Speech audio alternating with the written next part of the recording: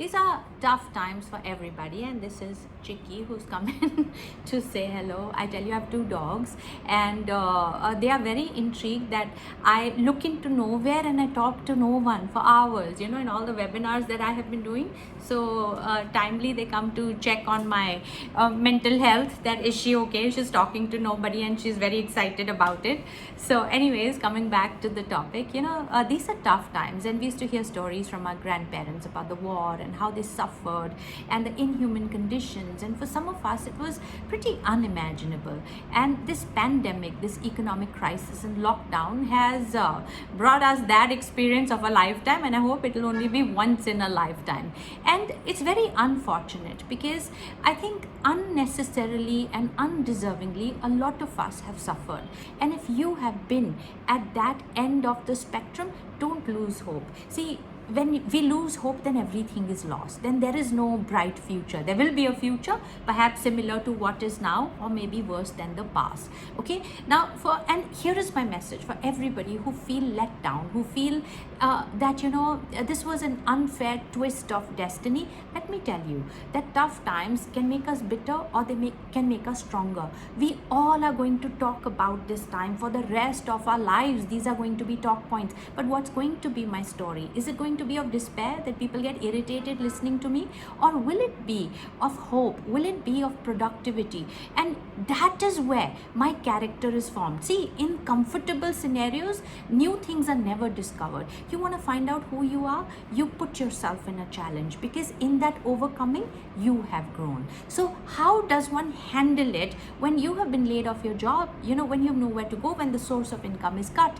Yes, make a good resume. Now update the resume, okay, and start applying. But chances are very high that if your industry is hurting, that you have been let go, then it may be a little difficult to bounce back. But I will tell you that whatever date that you have been let go, until the date that you actually find another job, what you did in the interim now will count the most. You may have seen resumes and CVs where there's a 1 year blank and 2 year blank. This blank period of this pandemic should not go blank in your life. There is something you can do. And let me tell you, you were hired by your organization because you were a problem solver. Yes, you had talent and you have skills. Not had talent, you have talent and you have skills, but you're solving a problem of the organization and department. That's why you're there. Okay, so don't forget, skill and talent being a constant. If it's not solving anybody's problem, you don't have a job. And therefore the art of problem solving should become primary as a part of your personality, and this pandemic is allowing the opportunity to hone it, solve the problem. I have a friend who let go of his employee, and then he found out that the employee who was a lead designer was now doing deliveries on Swiggy and Zomato. And he called him and he said, "I'm very sorry to put you through this." And the guy says, "No, sir, I have to help my family. I have 2 children. I cannot be off income." And my friend promised him that, "Look, we are suffering, and once you come back, once things get back, I will take care of you. I will hire you back." It's sad, yeah.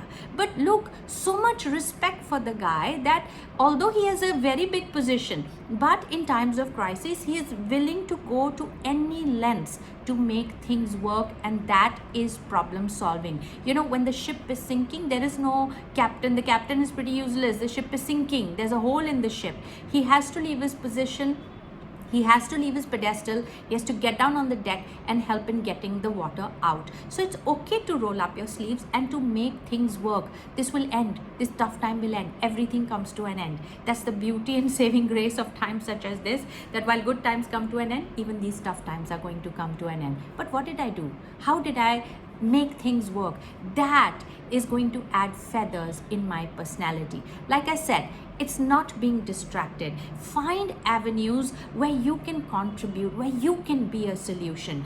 There are problems, people are suffering. Do you not have skills in you that could help somebody? Sure, it's not your profile at the minute, but you can show up. You can do something. Why? Because you're a problem solver. And why? Because you have the time to help.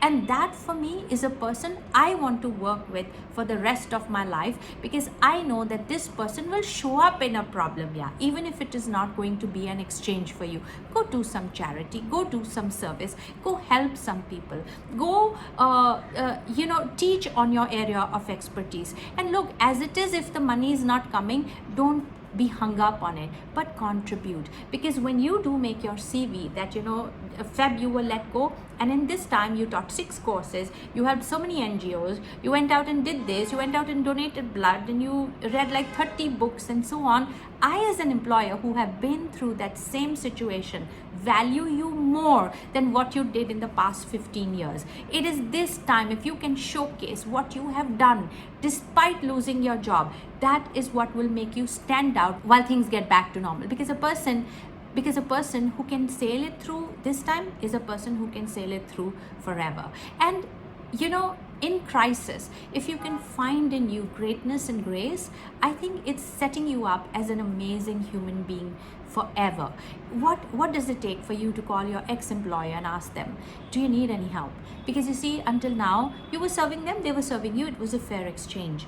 But it brings people together. Purpose heals. Purpose is primary. And if you can just make that one call and say, I know I'm not working here, but I know you are facing a challenge, that's why you let me go. Is there something that I can do to help? Or just ask for the well-being.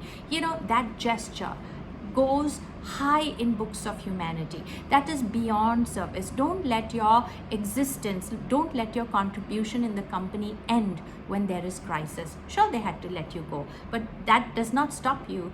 That does not hold you back from wishing well for them. And at the same time, improve your personality.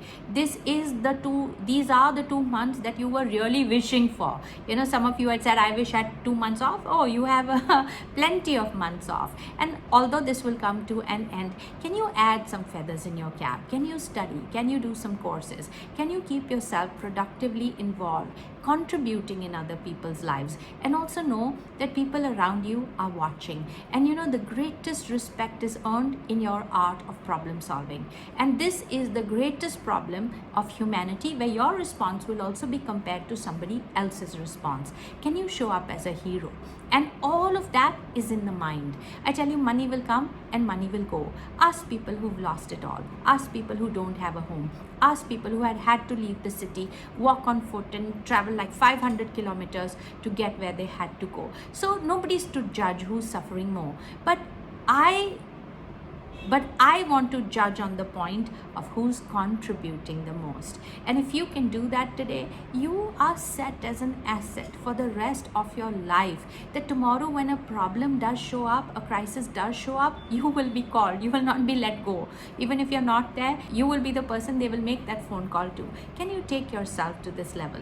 This crisis can be the biggest teacher. This crisis can be the biggest personality development tool. But how to take it and how to make it depends on how I want to steer my life, and whether I'm a believer in the law of the universe, that it is all temporary.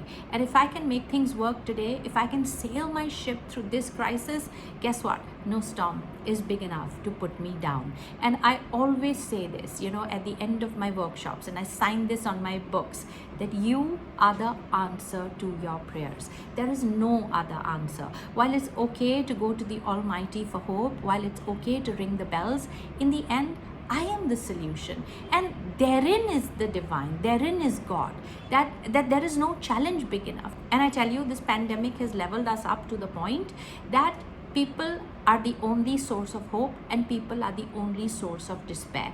Which end of the spectrum am I going to make the choice to be? Totally is in my hands. So don't lose hope. Keep the good work going. The good work does not stop with your title. It does not start with your appointment letter, and it does not end with your release letter.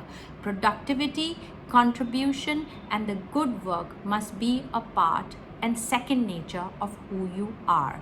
And if you can keep that going, I tell you, you are secured for the rest of your life. Thank you so much, Poonam Vijay Thakkar, for inviting me on this. I think this initiative is amazing. And if I can be of any help, of any use to add value to your purpose, I would consider myself privileged and honored. Please do stay in touch. This is Priya Kumar signing off.